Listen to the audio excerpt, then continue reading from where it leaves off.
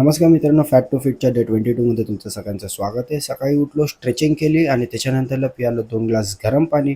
पाणी पिल्यानंतरला मित्रांनो झालो मी फ्रेश झाल्यानंतरला रेडी झालो कामाला जाण्यासाठी.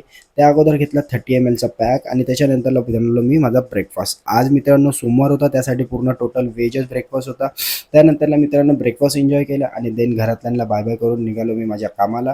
कामाला जाताना मित्रांनो आजचं क्लायमेट खूप छान होतं, पाऊस नव्हता. तर जाता जाता शंकर भगवानचे आपण दर्शन घेतले आणि लवकर कामावरून आलो परत घरी.